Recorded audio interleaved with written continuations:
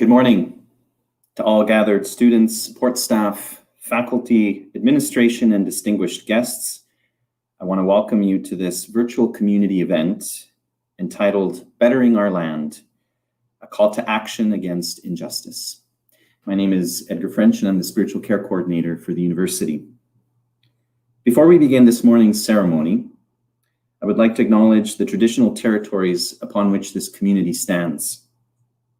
It is customary that at gatherings such as these, we make this acknowledgement. But today, I want to make this statement as poignant as possible by inviting you to pause, to consider what it means to you personally and what difference it makes or it ought to make in your life. The University of Manitoba campuses are located on original lands of Anishinaabe, Cree, Oji-Cree, Dakota, and Dene peoples, and on the homeland of the Métis Nation. We respect the treaties that were made on these territories. We acknowledge the harms and mistakes of the past, and we dedicate ourselves to move forward in partnership with Indigenous communities in a spirit of reconciliation and collaboration. Several weeks ago, this land came to grips with the undeniable evidence of what many have known long ago. Our history, our nation, was founded on the deliberate subjugation and attempted eradication of Indigenous peoples.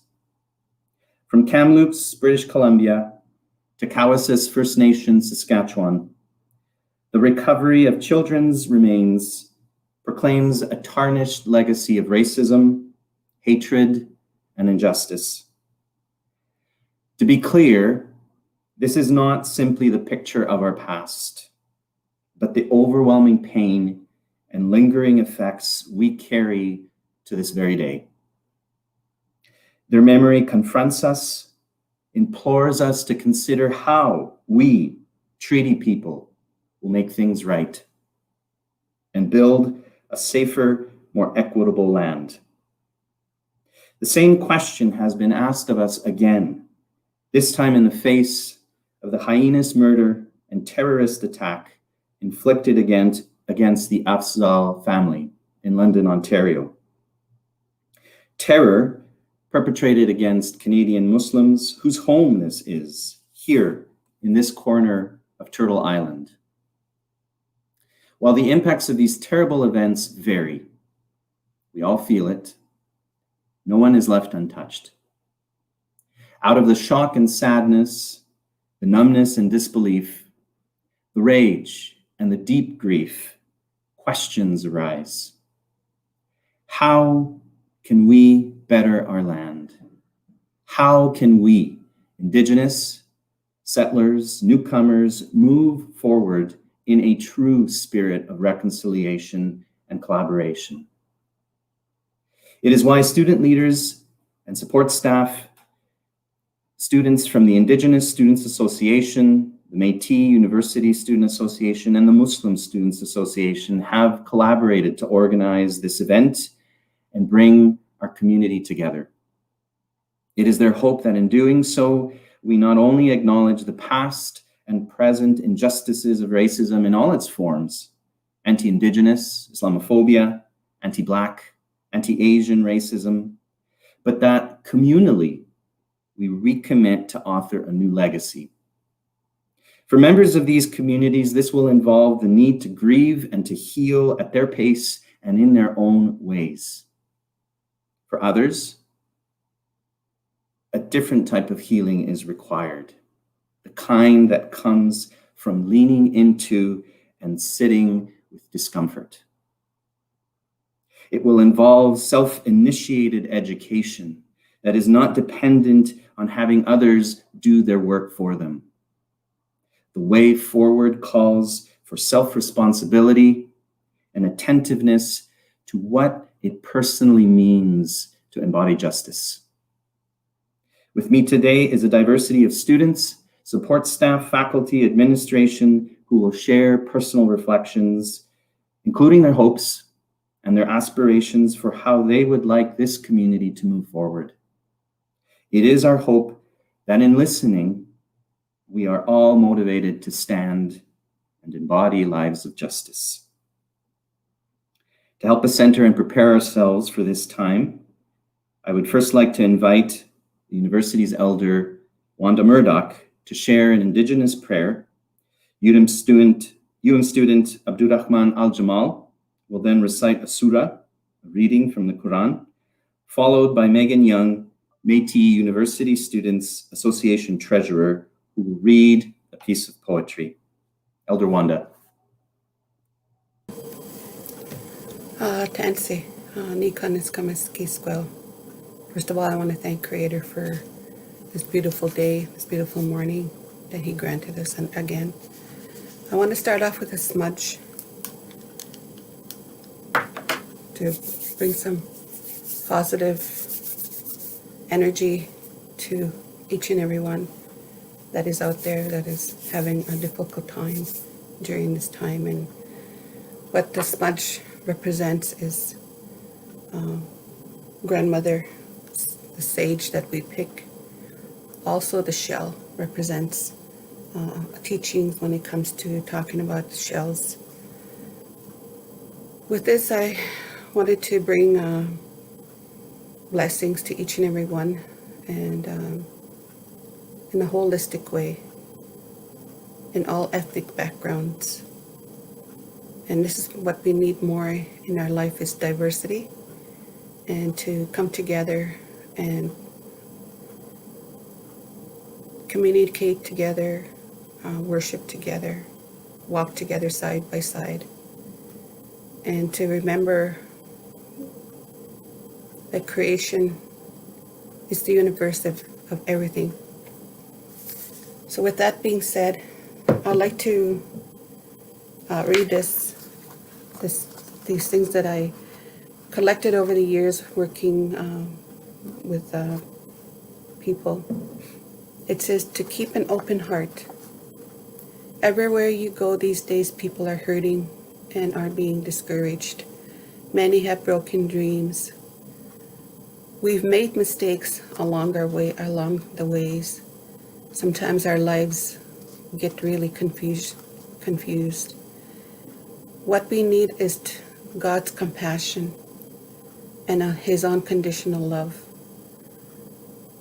We don't need to judge or criticize each other.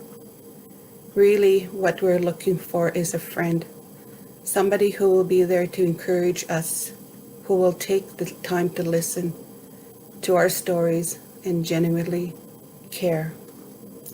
Our world is crying out for people with compassion, people who love unconditionally, people who will take the time to help their fellow men and women on this planet. Certainly, when God created us, He put His supernatural love in all of our hearts. He placed you in that potential to be kind, caring, gentle, with a loving spirit, because you are created in a Creator's image. You have immortal capabilities to experience God's compassion in your heart. If you want to live your best life now, you must make sure that you keep your heart open with compassion. We need to be on the lookout for people whom we can talk to and to help them be blessed. We need to be willing to be interpreted and inconvenienced if it means we can help meet everybody else's needs. You have the opportunity to make that difference in that person's life. You must learn to follow that love. Don't ignore it, act on it. Somebody needs what you have. So this is what was brought to my heart today, that all the things that we're going through, that there is healing in this universe, but it's up to us to follow through when we listen to our hearts. And how I come to that understanding is that sometimes we use our mind too much, and it confuses us in our journey, in our path. And what I've come to understand walking this path is that I needed to use my heart to see what is in front of me. I have no control what brings tomorrow. It's up to the Creator to make that path for us and to have that loving spirit and to have that faith, most importantly, and to trust in His work. With that being said, I just wanted to let you know that I pray for the students, I pray for the staff, I pray for this world, the ones that are hurting all over the place, to be united because we are human race, all of us. And Creator created us in many different ethnic backgrounds, and this is where we have to come to learn about respect. We talk about the 7 teachings, to have that love, to have that respect. With that being said, I just want to say Ewasani. My name's Nika Miskamensky Squel. Ewase.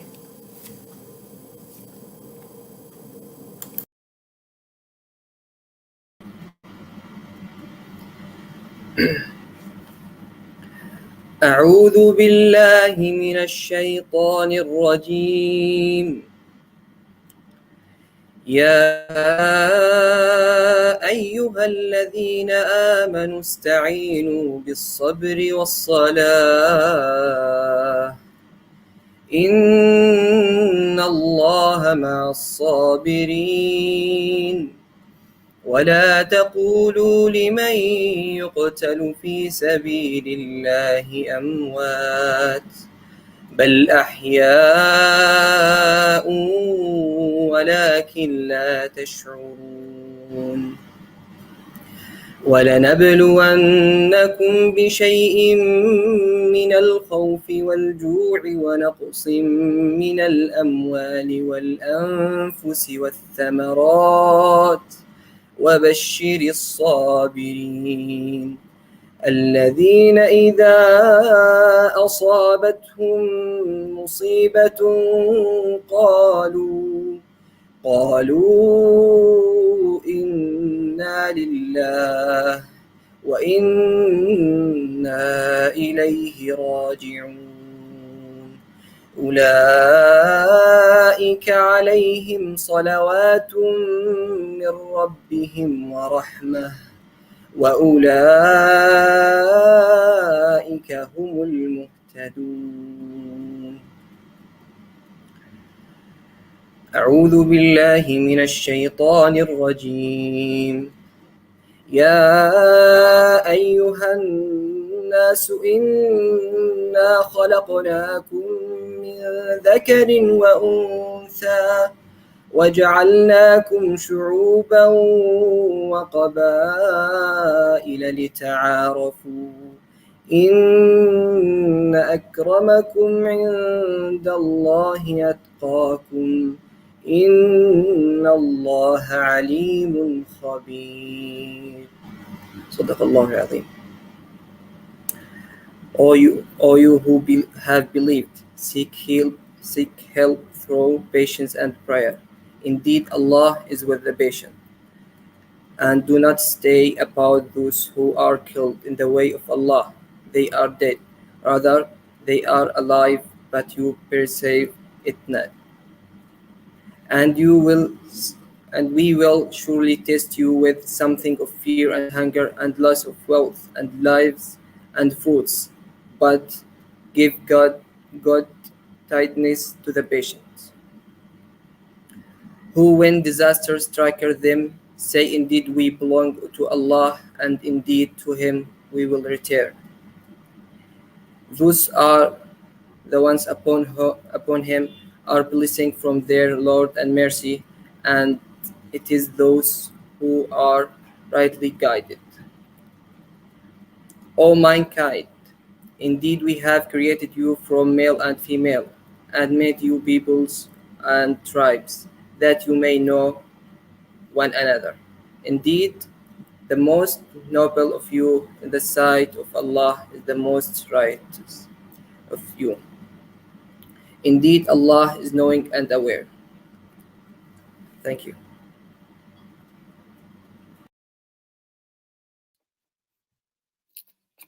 Hello, I will be saying a poem I have written myself, and it's called The Poem with No End. Oh, how confused she must have been, the mother who gave all life, the plants we eat, the ground beneath our feet, the medicine as we drum your heartbeat, to find so many beautiful souls. Oh, how she embraced you all, knowing that this was all too dark, her arms wrapped around each one. Like a tree, she watered each child a ton. No way these fallen leaf stories were done. She held each child tight till June 1st, 2021. Oh, how many prayers did Creator receive from families, First Nation, Inuit, and Métis? Each voice silenced, don't be deceived. My people have been shouting and not received. Think of where your biases were conceived. Our voices will no longer be dismissed. Oh, how to help you ask of me. Look within your spirit and question thee. From this discovery, what else can be found? From negative stereotypes, society is too bound. Understand the truth they tried to bury in the ground. This is the place to start. Start within. Oh, how my pen struggles to write. So many found, too many grounds unsearched. With knowing all that my ancestors had to fight.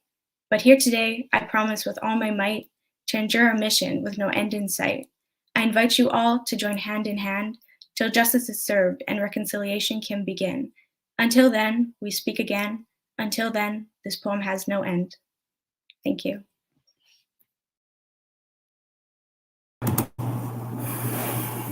Thank you all for those grounding and centering words. The reflections that follow speak to our collective need to journey on this path of healing and liberation. We cannot walk it for others. We must be attentive to our own steps. As the Indigenous Australian activist Lilla Watson has said, if you have come to help me, you're wasting your time. But if you recognize that your liberation and mine are bound up together, we can walk together. We will now hear from Meghan Young, from Raven Morrisseau, Indigenous Students Association co-president, Dr. Peter Kulchyski, Professor of Native Studies Department, Abdul, Muslim Students Association President, Zahrah Tariq, Muslims Students Association External Relations Manager, Dr. Idris El-Bakri, Assistant Professor of Radiology, Adjunct Professor of Physics and Chair of the Manitoba Islamic Association, Omar Kamisa, Outreach Manager of the National Council of Canadian Muslims, Dr. Tina Chen, Distinguished Professor History, and Wilfred Sam King, Alumni Outreach and Engagement Officer. Meghan. Tanchi, Meghan Dishonikashan, Winnipeg, Manitoba, de Oshin, St. Norbert, Mi Paranti, Kayash, Oshis. Hello everyone, my name is Meghan and I'm from Winnipeg, Manitoba. I'd like to acknowledge that my ancestors were from St. Norbert. I'm a Métis woman and I'm speaking here today on behalf of the Métis University Student Association. I'm a student at the U of M in the Native Studies program, and I'm thankful to be here today in unity with other Indigenous and Muslim students and faculty to speak about the recent events. The Métis have a long, complicated history with educational rights in Canada. Métis children were either sent to residential schools or denied any education at all. I feel it is important to acknowledge that many Métis children did attend these institutions, and this has caused a great amount of pain to our community. The government created policies towards First Nation, Métis, and Inuit that continue to harm Indigenous people to this day, resulting in forcefully disconnecting Indigenous from their cultures, languages, and lands, which are still being fought for today. The recent findings at Kamloops and other schools across Canada have really affected me. Being Indigenous and a Native Studies student, I found many people looking to me for their unanswered questions. A few non-Indigenous and Indigenous alike reached out to me, wanting to understand what happened and why they had never been taught any of this before. This was the unraveling of hundreds of years of history that had been left out of classrooms, history books, and the public eye for far too long. Through the past 4 years, I've dedicated my studies to Indigenous histories, cultures, and contemporary issues. Regarding residential schools, I have read and listened to many survivors' stories of these institutions. So the discovery did not shock me, as I've learnt the truth about what went on. But with the discovery, I was at a loss as I replayed every survivor story in my head and thought about every child, family, and community. The trauma from the residential schools and government policies created huge barriers to all Indigenous people. The effects are seen in ongoing race discrimination, the negative stereotyping, and within all system structures such as the justice system, healthcare, and child and family services. When speaking to other students, community members, and family about the Kamloops discovery, there's lots of anger, sadness, pain, and grieving taking place. There's also such a strong response by students to want to do something. Students are creating art and jewelry with all proceeds going to supports for survivors. The community is creating spaces to grieve together instead of alone in this virtual environment. And families are taking the time to learn about the historical truth and understanding the effects settler colonialism has had. I challenge those watching and listening to also educate themselves and to understand Canada's true history, to understand the cultural genocide that took place across this country. I challenge you to see the lasting effects from residential schools, the intergenerational trauma, the grieving, and how that translates into systems such as child welfare, the justice system, and stereotypes. I challenge you to be a part of the change that will stem from the residential school discoveries. I speak here today proud of my ancestors for the strength and courage it took to overcome such dark times. As an Indigenous youth, I want to see every child come home, and I want more supports for those grieving. I want to use my voice to continue to push for change and empower the next generation to do so too. It is now up to everyone in society to respond to the injustices and make necessary changes to anti-Indigenous racism structured in all our social systems. Thank you, and I will now pass it on to Raven.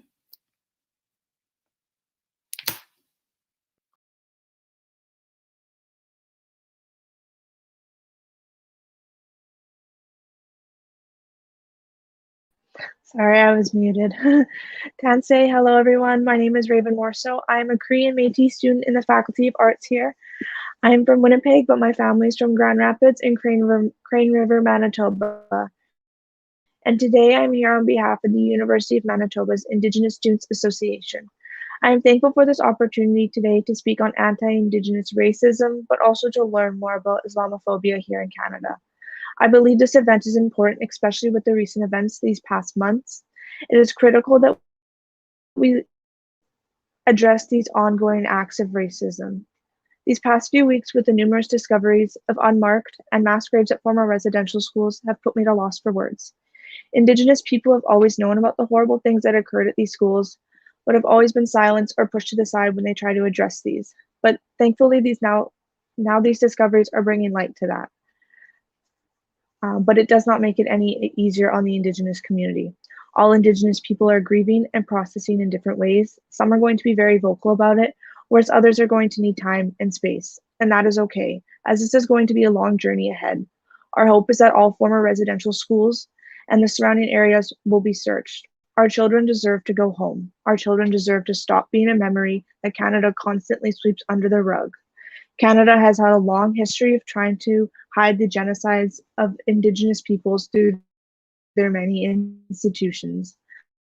The most prominent one that I would like to address today is education institutes, where the goal was to kill the Indian in the child. Every aspect of Indigenous peoples in our education system is being taught through a closed lens. Canada has continued from generation to generation to teach about Indigenous peoples in a cookie-cutter style, by cutting out the harsh reality of the atrocities inflicted by the Canadian government and the church onto Indigenous peoples. They are teaching Canadian students that Canada was the savior to Indigenous people and that it was a friendship between the two nations. Yet it was the complete opposite. Indigenous peoples did help settlers when they came across, but the settlers saw Indigenous people as less than them and wanted to erase them. So they created laws, acts, and institutions that would eliminate the Indigenous peoples. It's pieces like the Indian Act, residential and day schools, systemic racism, and much more that schools leave out in our educations. And now because of this, our students are walking out of their education with closed-minded views, and they do not understand the reality that Indigenous peoples face. Children do not understand the real violence and abuse that Indigenous peoples experience, especially in residential schools. If it weren't for our Indigenous peoples constantly teaching the truth and continuing to press the government to bring this to light, it's likely that Canada would have continued to hide their dark past and presence from the world. Thinking about this in my own education, it reminded me of a time when I was in middle school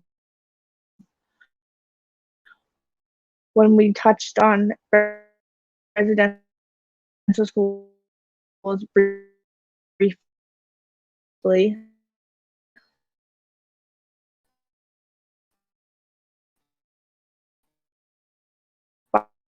By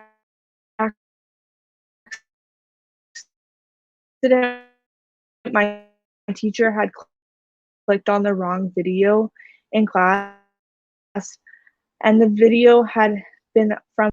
I remember this memory sticking with me because I heard kids in my class laughing about the abuse that this woman had experienced. The teacher just briefly said to not laugh and moved on from the video. She did not address anything and she just moved on. The reason not taught through the proper lens. Indigenous institutions need to change the narrative that they are teaching and stop shining Canada with this golden view of truth. The fact is, this country was built on racism and genocide. My hope is that institutions will better themselves to properly educate people, and that means bringing Indigenous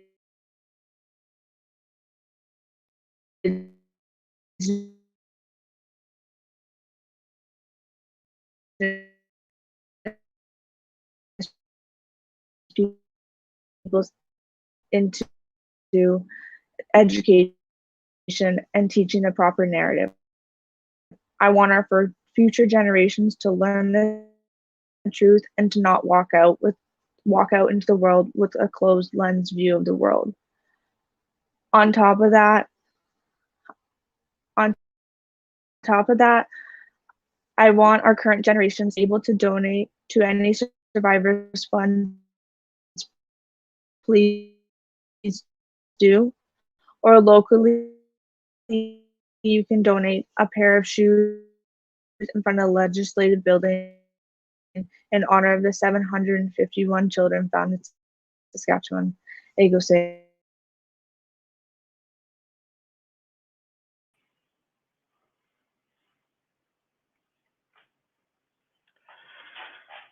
Good morning.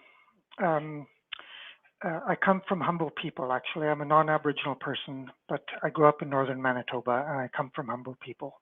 It's a big honor for me to be speaking with such a dynamic group of elders and sisters and brothers, and I'm honored to be here. I was asked to speak of my experience at residential school, so that's what I'm going to speak to. I grew up in northern Manitoba. From 1972 to 1976, I attended Frontier Collegiate, a residential high school in Cranberry Portage, Manitoba. I want to tell a brief, abbreviated story and make a few general comments. The year that I started, 1972, the school had just started to relax some of its older restrictions. So, for example, it allowed us boys to grow our hair long. We all wanted to be hippies, so we all grew our hair as long as we could. By October of 1972, I'd started there in early September. My hair was pretty long.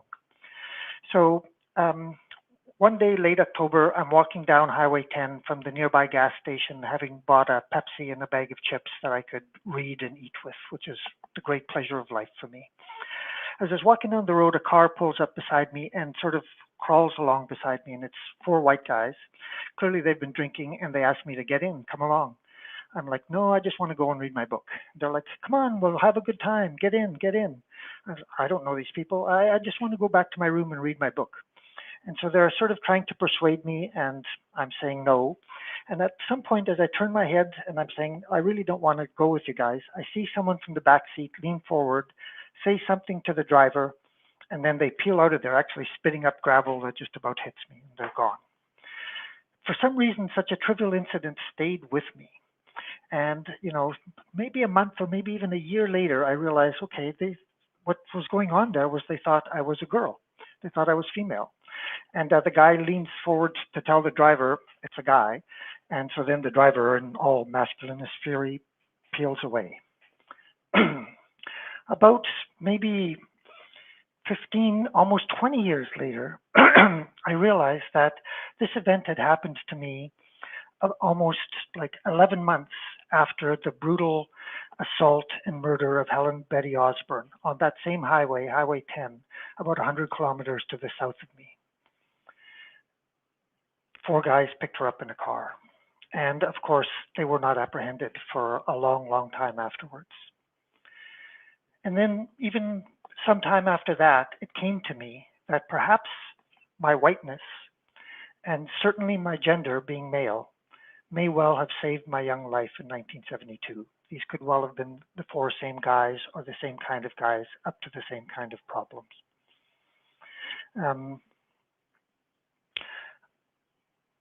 I guess I can say that from my experience, residential schools are a totalitarian institution created by what I would call, I'm trained in politics, a totalizing state.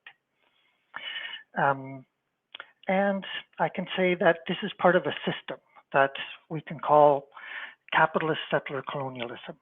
And it's on a spectrum in that system. The system includes today child and family policing. The system includes over-incarceration rates of Indigenous peoples. The system includes missing and murdered Indigenous women and girls, which is what my story connects. Residential schools, missing girls are not entirely disconnected events, as are any parts of this system. The system includes boil water advisories and infrastructure crises on too many rural reserves. The system includes racialized urban and rural poverty. The system includes exploitation of Indigenous lands through rapacious extraction of natural resources, including here in Manitoba by Manitoba Hydro. The system includes criminalization of the dissent of Indigenous activists who fight for justice. The operators of all of these systems, or the blind eye that is turned on to the effects of this system, have been created by an elaborate system of training in Canada's schools and universities, including this university. Too much of what we still do at this time continues to prop up the system and continues to hide us from the real impacts that are right in front of us. I thank you very much for your time. Ekusane, Chimigwech, Niawen, Koyanami Palok, Masi. Masi Cho.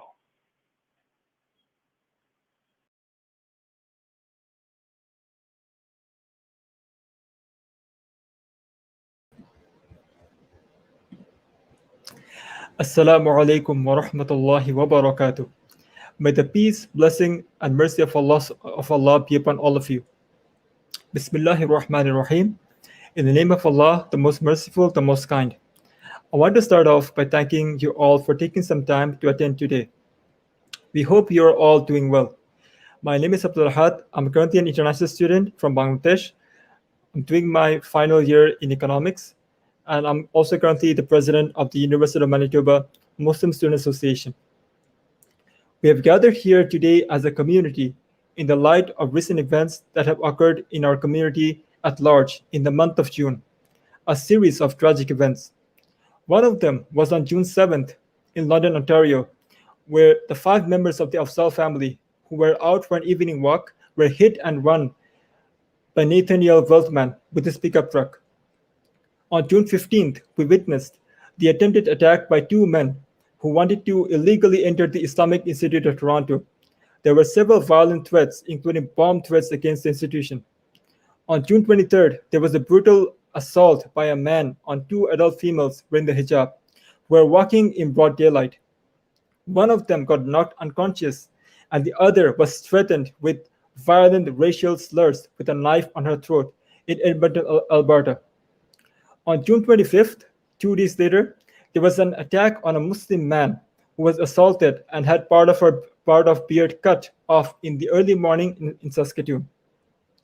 The purpose of being explicit in the description is not to make anyone uncomfortable. That's not the purpose, but to share the reality of how grave the situation in Canada is. These are some of the news we read as students when we're going through social media. Our own brothers and sisters are being attacked simply because they're Muslims. As Muslims living on this land, we wonder about and question our safety and security in practicing our faith, especially if we look visibly Muslim.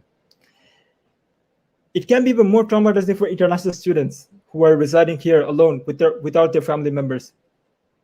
It reminds us of our Prophet Muhammad, peace be upon him, when he says about one of his sayings, he says, "The parable of the believers in their affection, mercy, and compassion for each other is that of a body. When any limb aches, the whole body reacts with sleeplessness and fever. Thus, when a Muslim gets attacked, we also feel the pain." All of these incidents were motivated by hate and Islamophobia, a phenomenon which is continuing to rise. The government of Canada recognizes it and has called for a national summit to tackle it. We believe the issue of Islamophobia and hate occurs when the people subscribe to misinformation and misconceptions about Islam.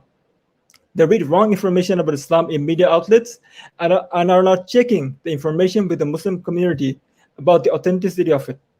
To tackle this issue, the MSA, the Muslim Student Association, has been working hard for many years now to present the message of Islam. They have organized Islam Awareness Week, an open mosque tour, annual conferences, and many gatherings where we interact with non-Muslims to give them an open platform to ask any questions about Islam. Our mosque is open to all students to see our prayers, to read our literatures, and also attend our events. We are also working closely with the spiritual care to organize events where we have multi-faith group discussions to understand one another. We may have our differences, but the discussion helps us to understand one another, and we leave the gathering with a smile on our face. We believe that hatred can be reduced when there's empathy and understanding between one another, and we aspire to achieve an environment where each religious community, including our own, can practice our respective faiths safely without worrying about our security. We ask the university administration, the student union, and all the student leaders to recognize the problem of Islamophobia and work together to counter it. Like every campaign such as mental health awareness, this has reached a national crisis. We also ask to continue to work with spiritual care closely to run workshops and events aimed at educating others about Islam and raising awareness. We'd also like to show tribute and condolences to the Indigenous community, our brothers and sisters of UMISA, for what they've gone through. It's heartbreaking to witness the tragedies and what they've undergone. The MSA aims to work even more closely with the Indigenous brothers and sisters more than ever before, and we hope the university administration and the student union will also do as well in the spirit of community and care. We would like to thank from the bottom of our hearts the UFM Spiritual Care, the UFM Community and English Learning, the UFM Indigenous Student Association, and the Métis University Student Association for the collaboration in organizing this event.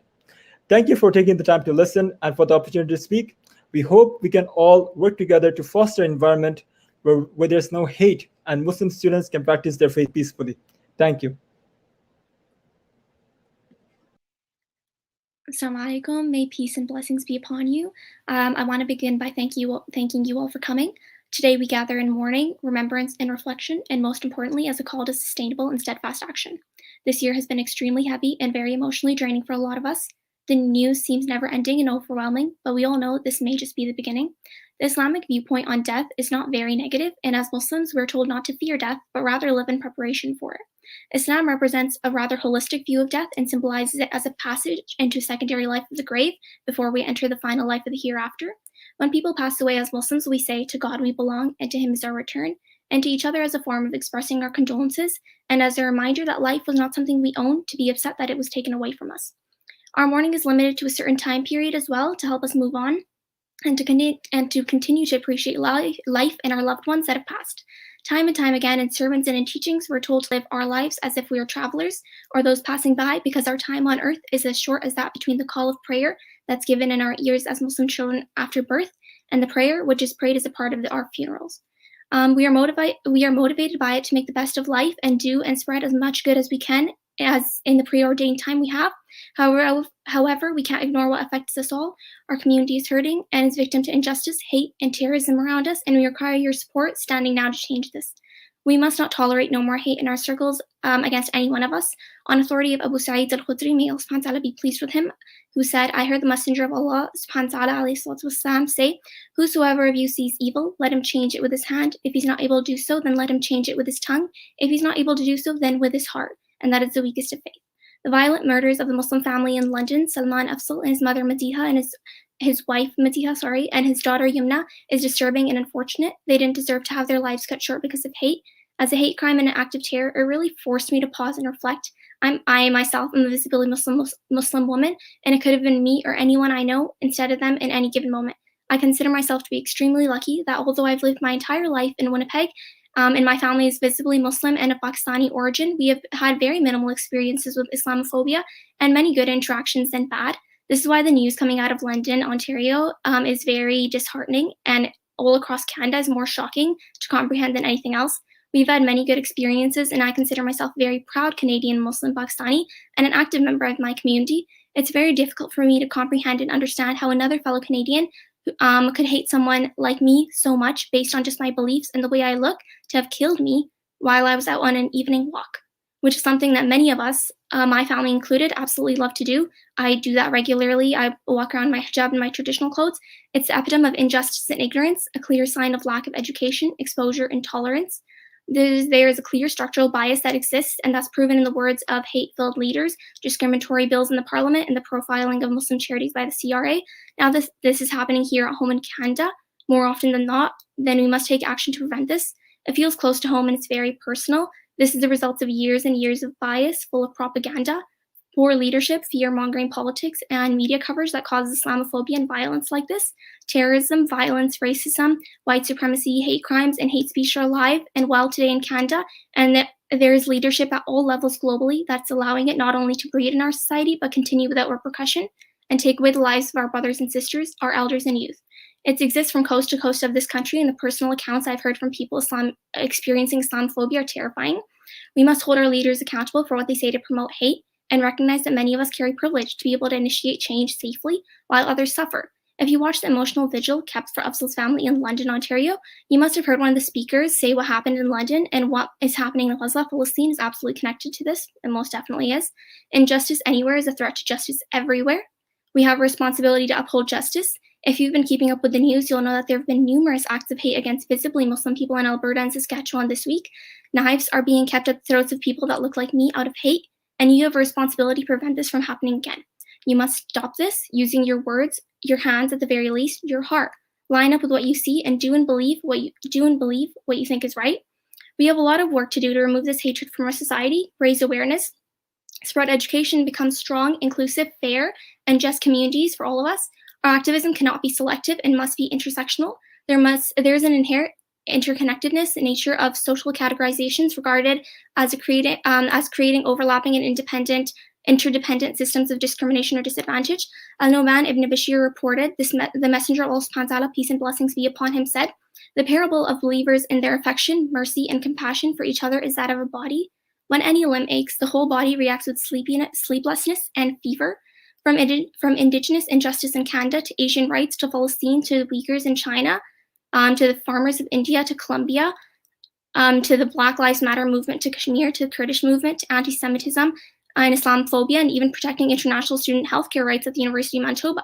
We have work to do to become true humanitarians and remove hatred and biases from our circles. And beyond, I believe this campus is the best to start. Our university should, without exception, treat all humanitarian rights equally and work hard to remove all forms of racism and injustice from our campus community and beyond. University of Manitoba members are directly and indirectly affected by all of this. The university and UMSU have a powerful and persuasive voice that sends ripple effects through our large population and should stand firmly in protection of their students, their freedom of speech, activism, human rights, and safety. We expect this and demand impartial empowerment for issues here in Canada and all around the world of the leaders. We expect more, and we expect the protection of our rights to freely practice our religion. And we speak the truth and wear hijab and grow our beards without fear.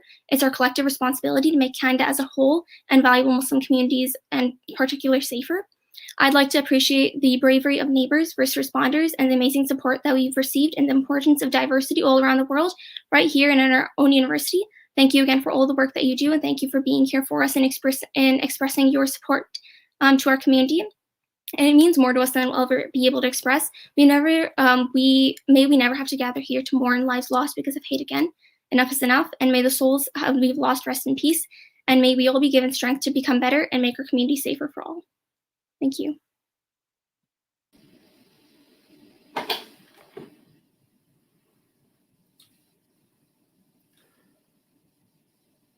Bismillah ar-Rahman ar-Rahim. In the name of God, the most merciful, the most compassionate. Assalamu alaikum, everyone. Peace be upon you. I am grateful to be able to join you today. I wish to thank the organizers for bringing us together. I want to salute the courage of the students we have with us today: Meghan, Raven, Zahrah, Abdul, Abdurrahman. Thank you all for sharing your voices with us. Vigils have become almost routine events in our lives. Unfortunately, we have many things that come up in our lives that require us to mourn together as a community. Vigils represent a communal attempt to find comfort and shared meaning. Sometimes, however, they are where we start and they are where we stop. And today, I hope that, especially that we are virtually on campus, I hope we can move from the mere seeking of comfort to a real willingness to go beyond our comfort zones and to have some very difficult conversations that will hopefully lead to personal and collective commitments to actions and to change that will better our land. For me personally, I'm growing increasingly uncomfortable in the realization that as an immigrant to Canada, at some point my aspirations were to gain access to a certain class of citizens that offered the privileges, all of the privileges that being a Canadian offers or means. To make it more real, more concrete, many of us aspire to a successful career, to own property, to save for our kids' education, and then to retire comfortably. The Canadian dream, so to speak. We're either ignorant or oblivious to the tremendous human cost that made these privileges possible. And many of us today are acknowledging that the human costs, this human cost amounts to effectively what can be called genocide. As a Muslim, my attention naturally gravitates to the issue of Islamophobia. It took two mass killings for Canada to accept that Islamophobia exists. From coast to coast, we are seeing a wave of attacks aimed at Canadian Muslim individuals and institutions. While Islamophobia is a real and present danger, it is but a branch in a larger tree that casts the dark shadows on our lives. I acknowledge that there are many other branches, such as anti-Black racism, anti-Asian racism, and anti-Semitism. However, if we stay with this metaphor of the tree, then the roots of this tree will have to lie the racist, genocidal practices and attitudes towards Canada's First Nations and Indigenous peoples. This is Canada's original sin. Islamophobia in Canada did not start with the London, Ontario murders or the Quebec mosque murders in 2017, but really is the result of decades of demonization and dehumanization of Muslims and of defining them as the other. It was literally stated, and many of you are too young to maybe to remember this, but it was literally stated on national TV in the US in the 1990s that it was, quote, worth it that 500,000 Iraqi children died as the result of the US embargo on Iraq. We do not even pay attention anymore when wedding parties are attacked by drones in Afghanistan and hundreds die, or when our foreign policies or the policies that we support, our country supports, cause mass destruction and immeasurable human suffering in places such as Yemen or Palestine. Here at home, we have state-sponsored laws that target Muslims, such as Bill 21 in Quebec. We have discriminatory immigration policies. We had over 19 members of parliament opposing a non-binding symbolic motion to merely investigate the phenomenon that now we call Islamophobia. We have interest groups that lobbied hard to not have that word used and acknowledged. So while I do take comfort in our gathering today, and I do appreciate everybody's presence, everyone who expresses their thoughts and their prayers, I simply have to say that these do not save lives. It is time for us to walk the walk and not just talk the talk.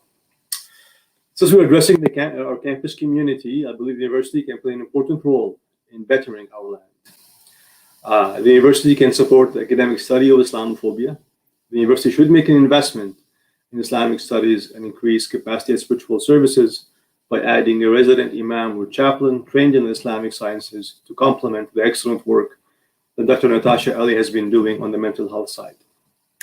These steps can provide Muslim students with intellectual as well as emotional grounding as they figure out their place in the world, and can contribute positively to the campus community and overall campus environment.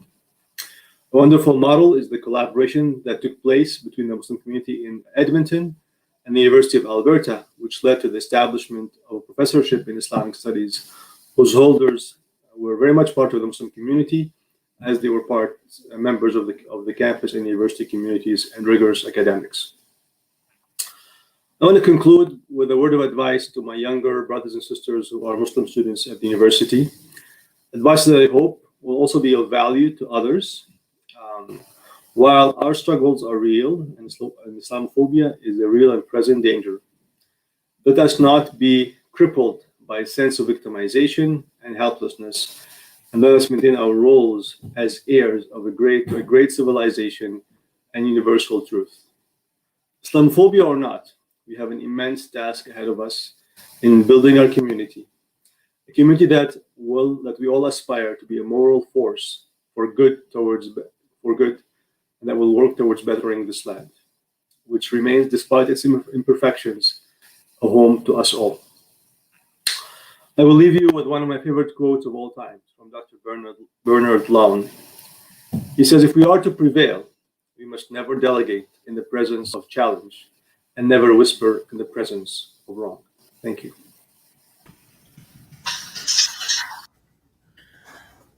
Thank you guys so much for having me.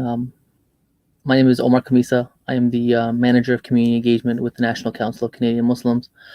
And honestly, it's hard to follow Dr. Idris after the words that he said.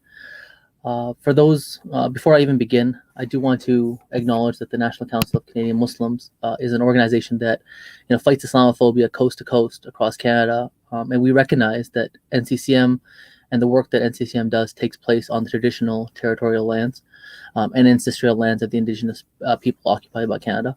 And it's something that we have to remember. As we sit here and we talk about Islamophobia, and we had the beautiful introductions, the eloquent words, we remember that, that hate is hate and human rights is human rights, and you can't fight for one if you're not fighting for all. And as I think Sister Zahrah mentioned, injustice anywhere is a threat to justice everywhere. And honestly, when I was asked to speak at this event, and there's been, I think I've done over 150 different news reports and vigils since the days of June 7th.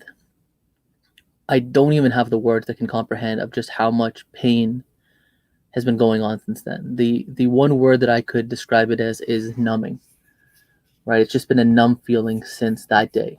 A numb feeling where it's kind of like you're standing still and everything else is moving around you, where it's like a beautiful family went for a walk after dinner during COVID, when that's all we can do during COVID. The entire outing that we get during COVID is to go for a walk with our families after dinner. We can't go on vacation. We can't, go to see other relatives. We can go for a walk with the people that live in our house. And my family does it. My in-laws do it. My parents do it. And never in our life do we imagine that we'd go for that walk and we don't return. Because this beautiful family was gunned down by a man that was run down by a man full of hate, full of vengeance. And we lost 4 beautiful souls. 1 child still remains in hospital. And over the weekend, I got a call from one of the family members of the mom.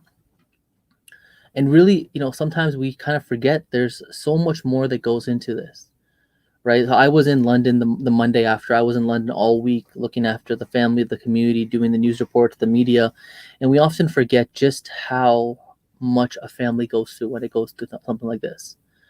And this gentleman that I spoke to told me that they've lived in London since then. It's now been 20 days they've been living in London. And yesterday they just cleaned out her bedroom in her house. And just how much of a toll it takes on a family that this hateful vengeance continues to take place. Right? Whether it's the stuff that happened on June 7th when a family was run over. These days are etched in our hearts. Days that make us angry, make us hurt, make us feel this numbing sense, make us feel this pain. And these aren't the only days that are etched in our heart now. We have January 29th, 2017, when a man walked into the Quebec City Mosque and opened fire at a congregation. We have September 12th, 2020, when a man sitting outside a masjid to stop people from coming in because of COVID protocols was walked up behind him and stabbed in the neck. And now we have our London family. Days that are etched in our soul. And you know, the craziest thing to me is that when people come to Canada, when folks come to Canada, we come to Canada because you get to practice your religion the way that you want to. Whether you're a Muslim, whether you're of the Catholic faith, whether you're of the Jewish faith, of the Hindu faith, of the Sikh faith, whatever it may be, you can practice your religion here free, without any persecution, without worrying of any kind of repercussions. And this family went for a walk and didn't come home just because they're Muslim. And this picture of this ideal country, this ideal nation, has started to show us how much work we need to do. Whether it was the residential schools that found 751 unmarked graves this past week, whether it's our London family getting run down on the streets in London, Ontario, whether it's the gentleman that got his beard chopped off in Saskatoon, or the numerous Black Muslim sisters, ladies, that are attacked on a consistent basis.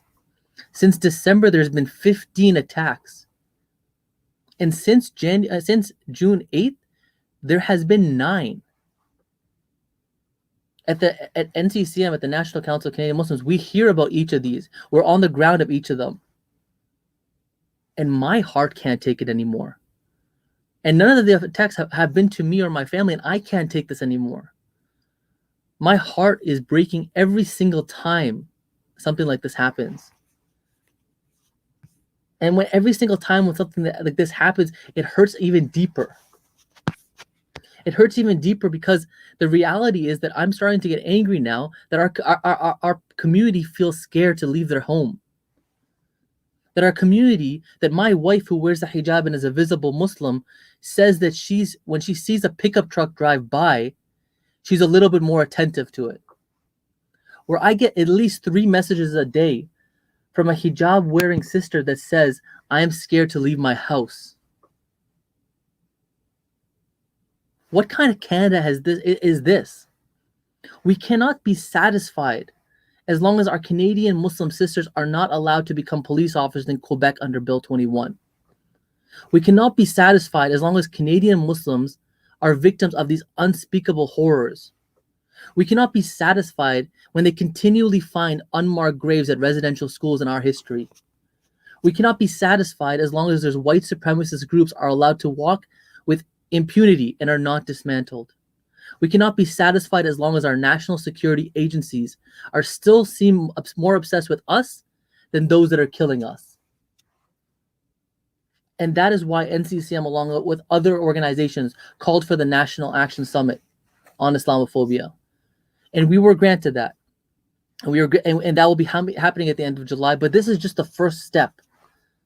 The first step to see exactly what we need to do to make sure this country is safer for people that have given everything for this country.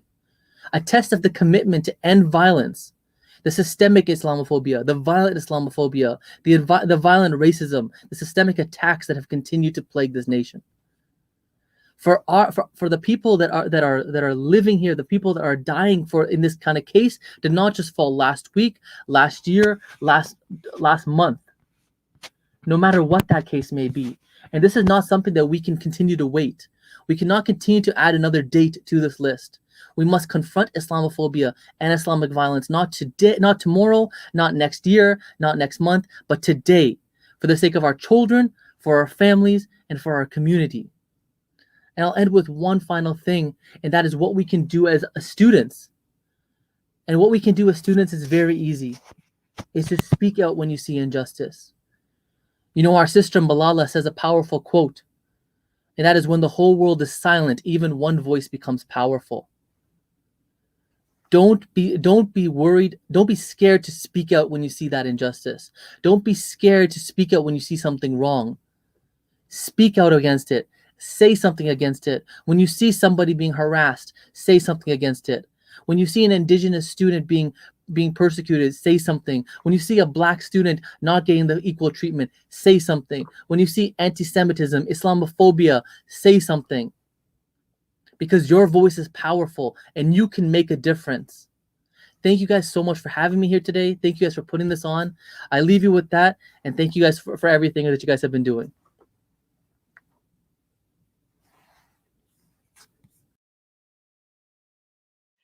Well, good afternoon, everybody. I am incredibly humbled to have been asked to join this event today. And I speak to you as someone of mixed race. My father is ethnically Chinese, born in Burma, grew up in India and in Europe, and then made to Canada. And my mother is from Northern England. And I come as well, I think, intending to speak from the heart, which as a faculty, as an academic, is probably the least comfortable place for me. I tend to speak from what I learn, what I feel like I know and can explain. And I think we are all in a moment where it feels like there are no words, but there is a lot of explaining. And so I share a series of reflections that I feel resonate with so much that's already been shared today. And I just want to begin to say that, you know, as we're here sharing, reflecting, committing to action, I'm mindful that yesterday was National Multiculturalism Day. And this is a day that I have great ambivalence about, because while there is value in empowering communities to celebrate themselves, the very official policies of Multiculturalism Canada have at their heart been a project of state management of people. They're a way of training us as Canadians to look away from structural inequities resulting from systemic racism in health, education, justice, in all sectors. And they invite us to become very complacent in this idealized belief that Canada can be home to everyone if we just remove politics from the picture and celebrate diversity as colorful experience. And here in Winnipeg, we are all very familiar with, and I'm sure many enjoy events like Folklorama, but the explicit idea that your culture and celebration is to be done without politics, I would say, are part of the very silences and the invitation to silence that so many have already talked about as being at the heart of much of the violence that then we are asked to tolerate and sustain. Obviously, the realities of Indigenous people in Canada, of Muslim Canadians, of Black Canadians, of racialized people in Canada, including the diverse people who fall under the umbrella of Asian, these realities tell us celebration on the terms of the state, when done against a backdrop of silence on racism, is not a reflection of our truths, and it's not a reflection of our communities. We know all too well that violent acts of murder enacted on individuals from each community in the past year, that this is the case. We also know about the everyday acts of violence, the microaggressions, and the impacts these have across generations and across families. And so today I'm really reflecting on the ways in which different racisms are produced in and through long and complex processes of colonialism and capitalism. And what connects them is their shared idea that and commitment to dehumanizing some to ensure power, profit, and privilege for others.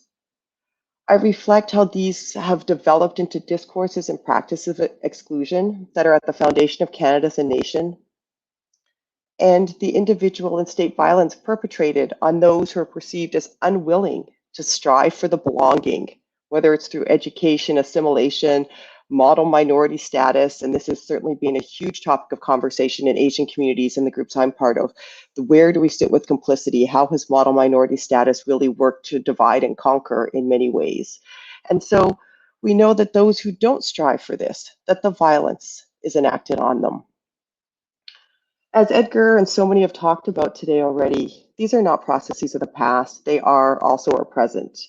And they will be our future if we don't commit to listening and hearing the impact and unlearning, dismantling, reconciling, and transforming.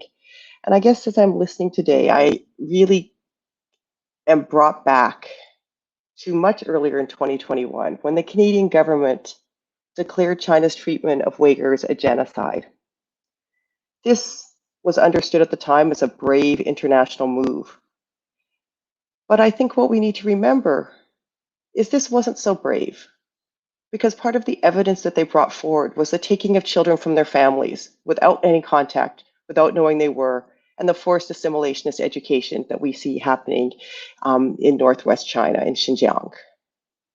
We also need to remember that the Canadian government supported China post 9/11 in laboring Uyghur movements in Northwest China as terrorists, and they supported China's vision of economic progress for the 21st century, and in large part have made this human rights secondary, at best, to relationships that ensure we can benefit from this vision.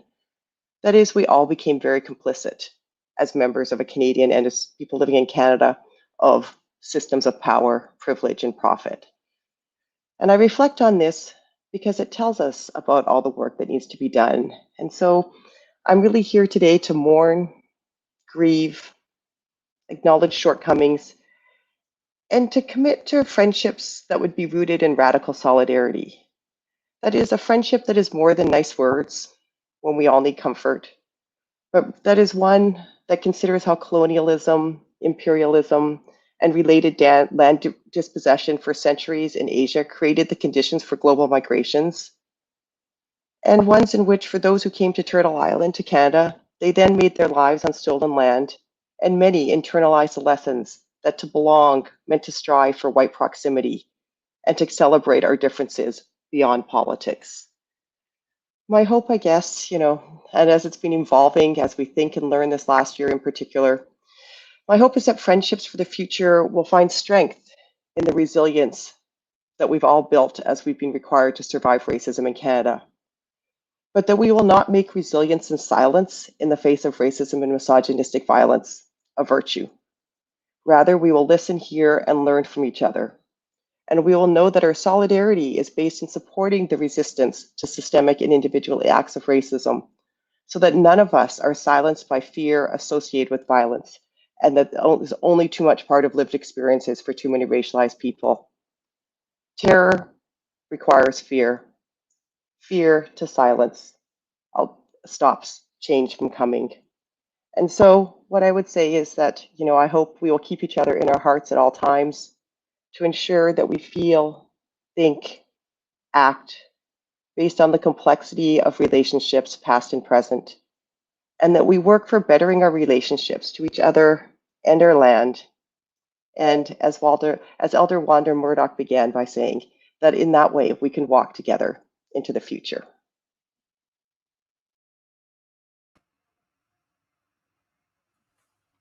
Thank you. And thank you to the organizers, and thank you to my Indigenous, Muslim, and BIPOC, and my University of Manitoba community.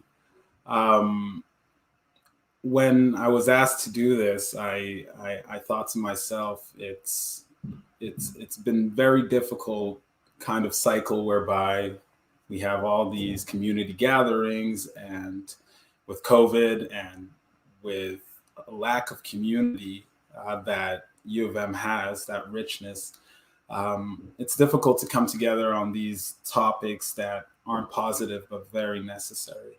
So I'm going to start with a poem I wrote and then move forward from there. We dream of a future, selfless or selfish, alone or together, peace or turmoil. We stand together from different nations, different outlooks. Embrace or ridicule, leave or join. Similarities and differences. Dehumanize or over-empathize opinions. Failed perspectives or projected viewpoints. There is more that connects us than separates us. There is more we can do. More together, hope together, fly together, dream together, be together. We dream of a future.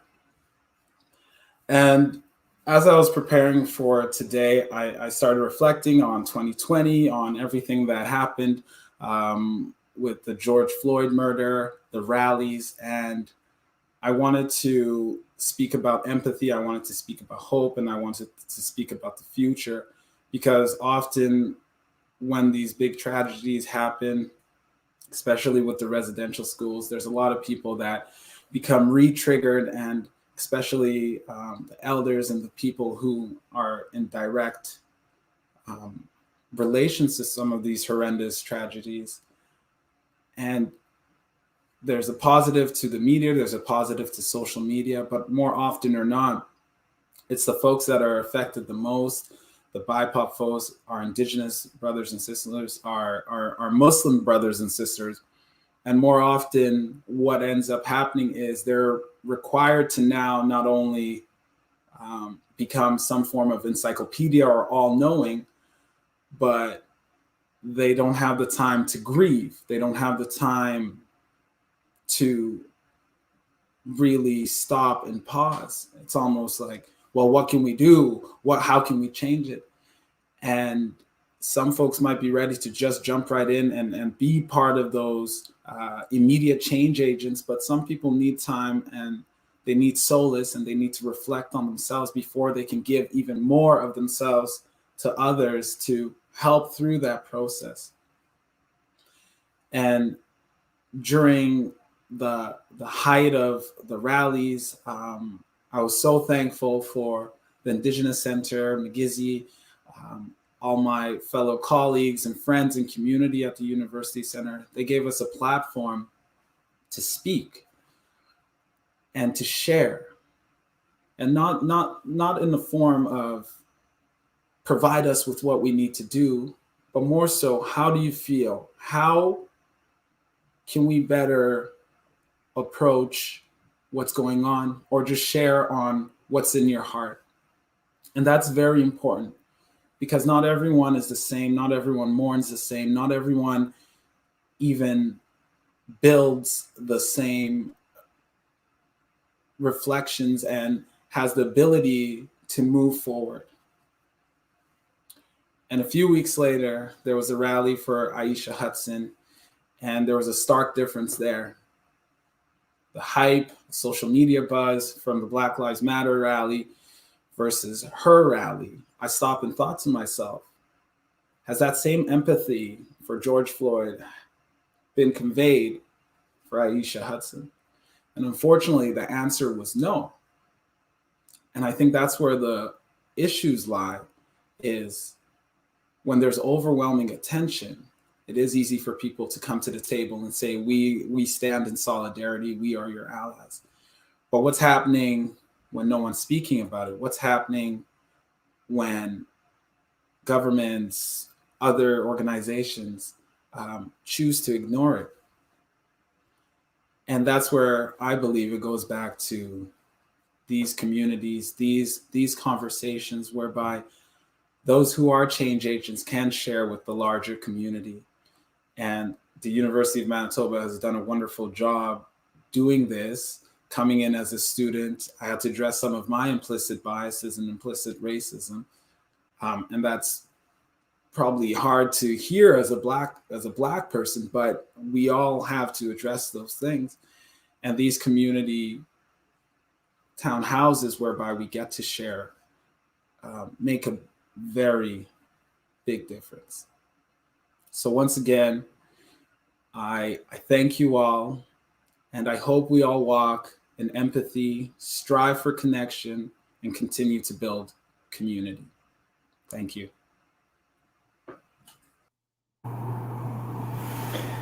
Thank you, students, staff, faculty, special guests, for your wisdom, for your courage to speak your truth, and for your reminder of our need to walk.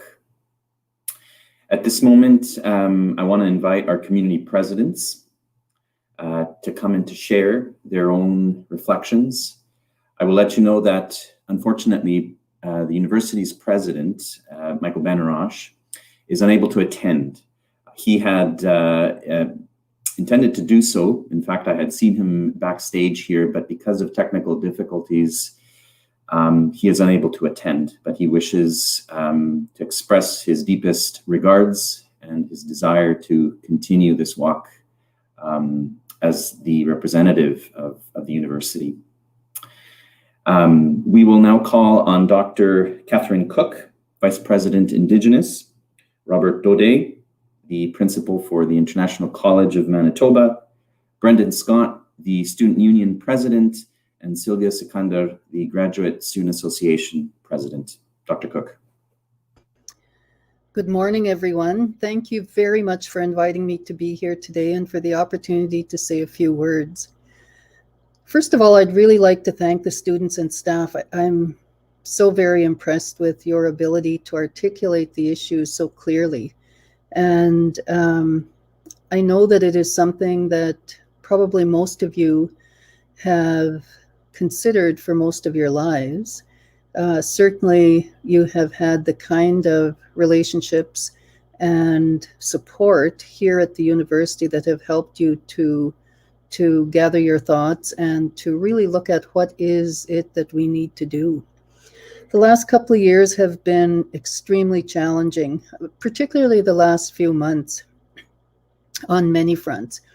Racism has accelerated against Black, against Indigenous, racialized people, and specifically with COVID, we've seen some significant upsurge in anti-Asian racism. Unfortunately, it seems that the exhibits, the discrimination, the actions against our populations have been more violent and more lethal than they may have been in the past. Now, at the university, and I think throughout Canada, there are many efforts at equity, diversity, and inclusion because they're softer words, they're safer words. It's not enough. This fear of the unknown, as many of you have indicated, results in hate and exhibitions of hate. I think that we know that the underlying cause of all of these actions has been racism. And I'd just like to comment a little bit on how I think some of you have referenced this. Certainly, Dr. Chen has made reference to it. But the underlying cause for racism in any country, other than the fear of the unknown and the fear of those who are different from us, is that our countries have engaged in the enforcement of legislation and policy that have been established to essentially marginalize all of those people that are perceived by current governments as less than favorable. The systems that develop as a result of that legislation and policy support marginalization, support inequity. You know, as Indigenous people in Canada, the systems that evolved because of legislation, particularly the Indian Act, which is currently the only, to my knowledge, race-based legislation in the world, and was modeled in South Africa for apartheid. But that legislation allowed the development of systems in the area of education, which is by far and away our most critical asset in terms of being able to live good, healthy lives. Education, justice, child welfare, and health, just to name some of the four bigger areas that we really need to consider. Inequity is prevalent, limited access. There is very little that is done to combat the kind of racism and discrimination that we see. And it's partly because of that the university has begun a process to address some of these issues. We've had lots of events. Many of you have mentioned them already. The deaths of several unarmed young Black men in the United States, the death of George Floyd. We've seen the deaths of young Muslim family in Ontario who were just out for a walk. There have been violent assaults on Asian people as a result of the fear around COVID. And most recently, for us in the Indigenous community, has come the very solemn news of a history that we knew. We've always known, we've always believed our survivors, that there were many children that were buried in unmarked graves. We've always known that there were children that didn't come home. Most families can tell you about an aunt or an uncle that just did not come home. And the parents lived their entire lives knowing that they had been responsible for these children who were taken and they've never come home. Can you imagine the agony and the pain that people would have lived with through that? So I think that it's something that we all know our own history a bit better than we know the others. And I think that it's not that different. We have been treated extremely unfairly, and it's time that we come together, support each other. We have learned that we are stronger together. We have learned that we can support each other, that we can create safe spaces for each other, that we can understand the pain that people are going through, that we can actually understand the unfairness of the legislation and the policy that keep us separated from mainstream Canada. So I think it's very important that we continue to stand together and that we continue to build each other up. I just want to comment as well that the university at large has started a couple of efforts. Certainly the establishment of the Office of the Vice President Indigenous has been a means for us in the Indigenous community to strengthen our Indigenous leadership at the university, but also to connect with our community in a very strong way so that we can address the organizational and systemic issues that have made it such a challenge for Indigenous students. We have begun the process. Well, we have established the EDI's task force, Equity, Diversity, and Inclusion, and there are many recommendations from that task force that will have an impact on some of the work that we do. Probably the biggest thing, and the one thing that I'm most excited about, well, second to the Office of the VP Indigenous, of course, is the beginning of the development of an anti-racism strategy. One of the recommendations that came out of our leadership review in 2019 was the need to establish an anti-Indigenous racism strategy. We have begun that work through the work of Christine Sear and Meghan Menzies, and that will be incorporated into the larger anti-racism strategy that has been initiated by our president, Michael Benarosh.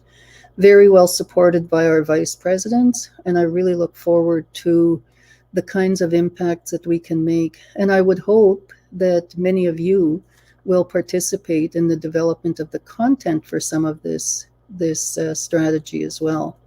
So with that, I'll stop and just say, please continue to stand together with us and let's build each other up. We need culturally safe spaces, and we've already shown that we can do some of that. So thank you so much again for all of your ideas, your thoughts, your concerns. I'm so impressed with your grasp of the issues. Thank you so much.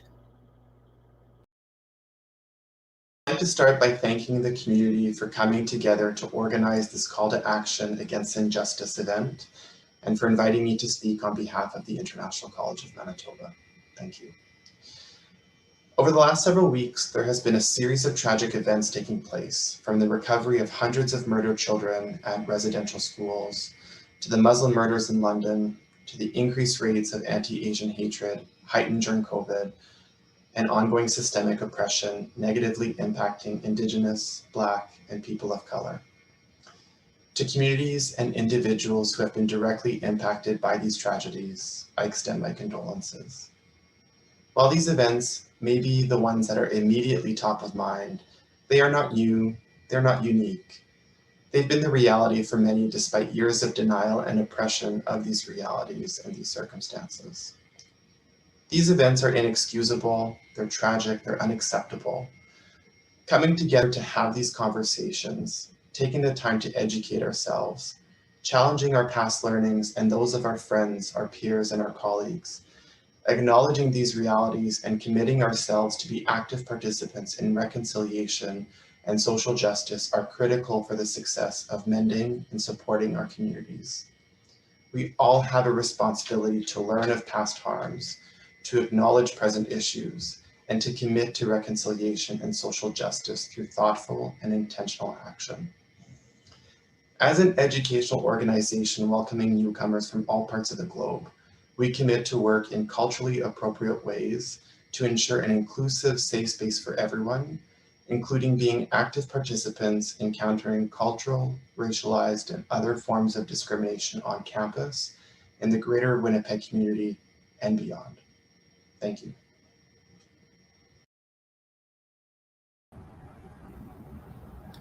Hello. On behalf of the University of Manitoba Students' Union, I'd like to say that we are shocked and heartbroken at the discovery of the remains of 250 Indigenous children at former resident school in Kamloops, as well as the numerous others found across the country. This tragedy is truly devastating and a painful reminder of the incredible injustices that were committed against the Indigenous people. The horrific abuse that Indigenous children have suffered after being taken away from their families and being stripped of their language and culture, and the intergenerational trauma that has occurred as a result must not be forgotten as we move forward in the spirit of reconciliation. I'd like to acknowledge the large Indigenous community we have here at the University of Manitoba and offer my condolences to them during this difficult time. UMSU stands with residential school survivors and those affected by them as we collectively grieve this tremendous loss. In addition, UMSU openly supports the City of Winnipeg's decision to revisit the street named Bishop Grandin, named after a prominent proponent of the residential school system. I'd also like to remind students that the University of Manitoba campuses are located on the original lands of the Anishinaabe, Cree, Oji-Cree, Dakota, and Dene people, and on the homeland of the Métis Nation. We respect the treaties that were made on these territories. We acknowledge the harms and mistakes of the past and the present that we continue to see happen today.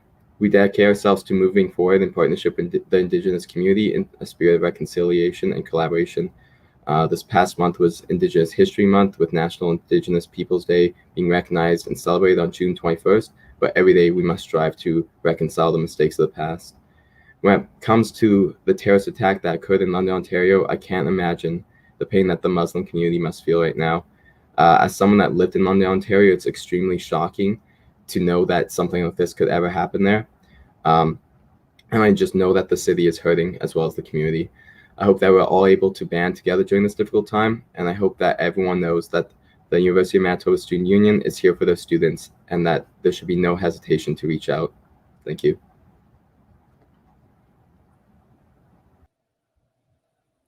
Good morning, everyone. Thank you very much who are present today to support each other in this trying time. I'm Sylvia Sikandar, the President of University of Manitoba Graduate Students Association. On behalf of GSA, I'm here today to mourn with you all. One after another, a series of events have left us speechless. All our hearts ache to hear the news of 215 children who were found buried in a mass grave at a former residential school in Kamloops. Unfortunately, this was not the end. We are shocked and saddened by the news of another 751 unmarked graves in Saskatchewan. This reminded us of all the violence and abuse in the past. We are heartbroken by these findings and all other harms that are still hidden in the hearts of the Indigenous people, and express our deepest condolences to the whole community. UMGSA pledges to create action guided by the Truth and Reconciliation Commission's report. UMGSA also understands that there are international students who may also have experienced colonial oppression in their home countries around the world, and we are here to listen to you guys. We are also deeply saddened by the heinous act of the tragic hate crime in London, Ontario. Each and every human being needs to be treated with love and respect. There is no place for Islamophobic acts or any other forms of racism perpetuated by extremist views. Today, UMGSS stands with all our brothers and sisters who are terrified, shocked, and devastated after hearing all this bad news. Let us stay united and say no to all forms of racism, whether explicit or complicit. Thank you.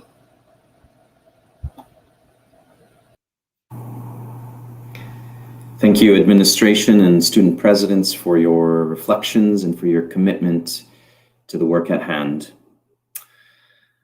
To remind us of the resolve and the commitments that perhaps we have been making already, and that have been a reminder through the words that we've been hearing, we will end our time together now by hearing a poem read by Elder Gary Robson, an Anishinaabe elder from the Peguis Reserve, a traditional drum song from Elder Carl Stone, and a dua, a Muslim prayer to end our time together, recited by Mariam Mohammed, Muslim Students Association Media Manager. Let us walk together towards justice.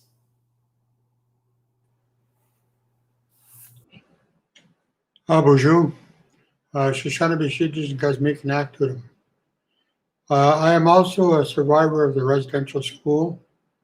I spent 10 years in the boarding school system. And when I came out of that residential school, I was a survivor. It was the elders in that taught me how to live through ceremony. And now I'm starting to write some poetry that I had thought about to try and help some of our people understand, and maybe them too, that they might get on with living. So say miigwech to each one of you for being a part of today. I'll read this poem. It's called At This Doorway.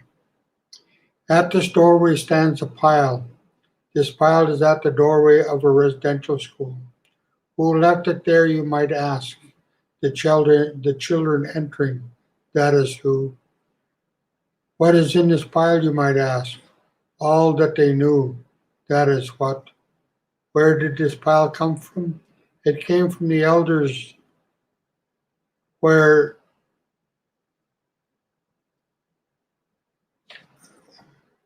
is where and when the pile first started to appear. The children entering, that is where. Why are after all these years this pile still stands? Forgotten pickups, that is why. I wonder how many remember. At this doorway stands a pile. At this doorway stands a pile.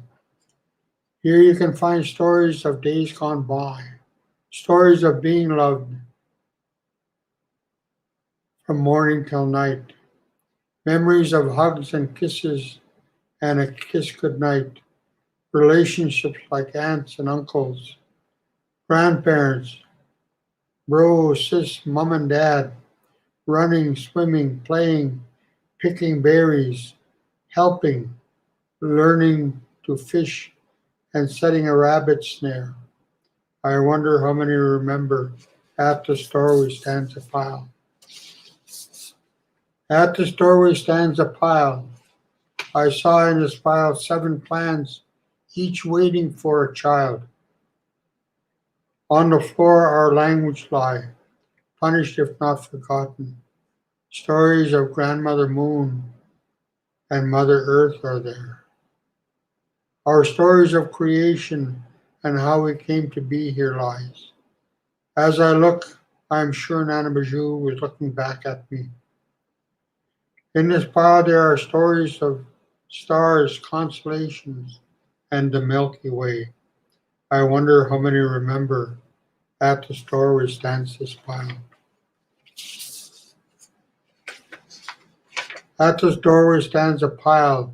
It's time for us now to find that pile that stands at this doorway. To look into this pile and pick up what was left so many years before. These stories of our history, relationships, and our connections to the past.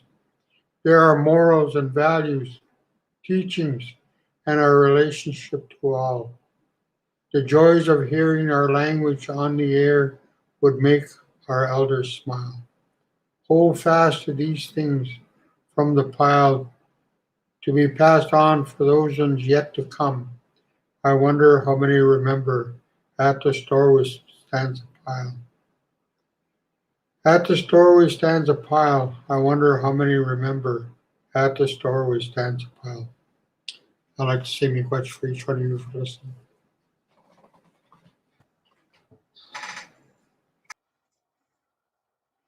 Bonjour, Chmigwech, Gary. Chmigwech. Bonjour, de demang ne tok peshago me gun indishnikas, my England. The song I'm going to share with you, I'm borrowing from the Lodge, and it asks who the helpers are. Who are the helpers? I don't know who the helpers are. I'll sing 4 of the push-ups of the song. In ceremony, when we're in the lodge, we stand on the 3rd push-up. We identify ourselves. I am the helper, and I will stand. And I hope that many of us, and those of you listening to this broadcast, will stand and be that helper. And I want to say to miigwech to all the wonderful speakers that spoke and shared their life, you know. And I say thank you again. Peshagomi gun indish because my England do them.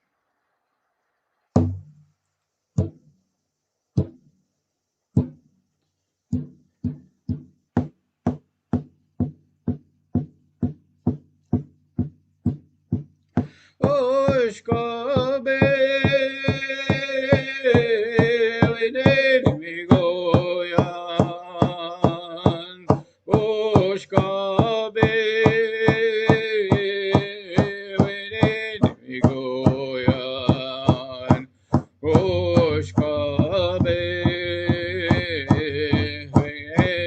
Migoyan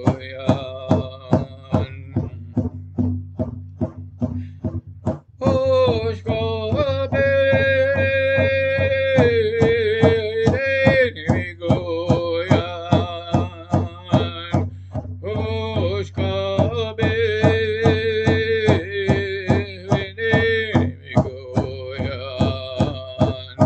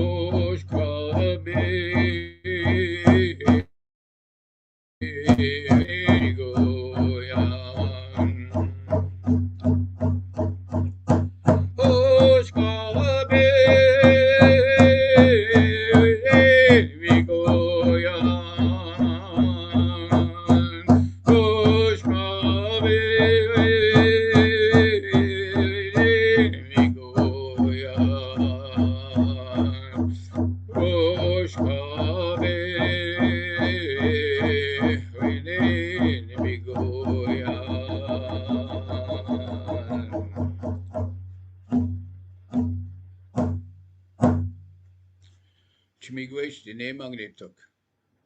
Chmigwech.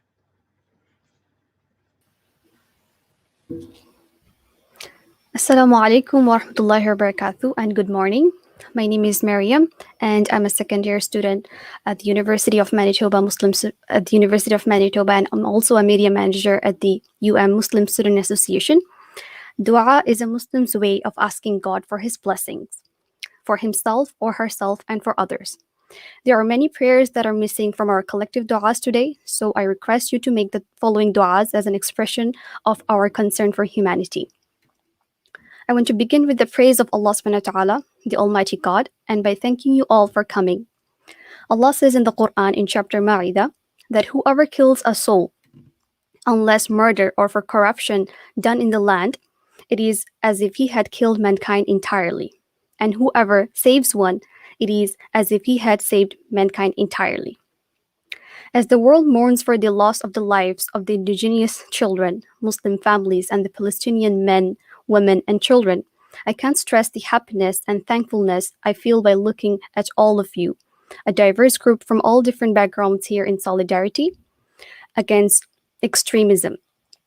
I cannot help but feel hope that even in the world that we live in today, there are still those people ready to stand up for what is right. There is no God but Allah, the clement and wise. Glory be to Allah, the Lord of the tremendous throne. All praise to Allah, Lord of the worlds.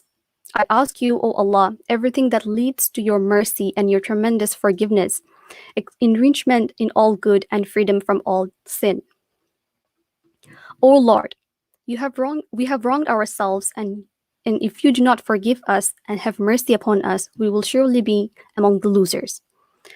Ya Allah, we ask you for your mercy that you guide our hearts, gather our affairs to us, unite us and our hearts and our community. Give us strength from you, bring us back to you and your mercy. O Lord of the throne, we ask for forgiveness and success in this world and hereafter and victory against our enemies. O Allah, give Muslim families and the Palestinians the strength to defend the truth, protect them, help them, and send your angels to be with them as you sent your angels to be with your companions when they were defending the truth. O most merciful, give strength to our Indigenous brothers and sisters in Canada to deal with their ordeals. O Lord, guide them to the right path, give them patience. Give power to the just leaders and the civil rights activists. Protect all minorities who are caught up in an increasingly hostile and conflict-riddled world. O Allah, give them strength to achieve self-reliance, freedom, and democracy. Give patience to those who continue to suffer. O Allah, give them strength to achieve self-reliance, freedom, and democracy. O Allah, give them the innocent strength to deal with the oppression they face today. O Allah, give them freedom and change the heart of the enemies. O Allah, you guide those who harm innocent civilians. O our Lord, help us and do not help anyone against us. Support us and do not support anyone against us. Plan for us and do not plan against anyone that's against us. Guide us and make guidance easy for us. Support us against those who are transgressors and those who transgress us. O Allah, make us grateful to you, remembering of you, fearful of you, obedient to you, humble to you, patient and repenting. O Allah, accept our repentance, wash away our sins, answer our supplications, establish our proofs, direct our tongues, guide our hearts, and remove the rancor from our chests. O Allah, elevate their ranks and remove their pain and suffering, the emotional and the physical and the mental, and increase their reward. Give them the power to stand on their feet again. آمين يا رب العالمين. ربنا تقبل منا إنك أنت السميع العليم وتب إليك إنك أنت التواب الرحيم. سبحان ربك رب العزة عما يصفون وسلام على المرسلين والحمد لله رب العالمين وجعلنا من عند الموت لا إله إلا الله محمد رسول الله. جزاك الله خير. Assalamu alaikum wa rahmatullahi wa barakatuh, and thank you so much.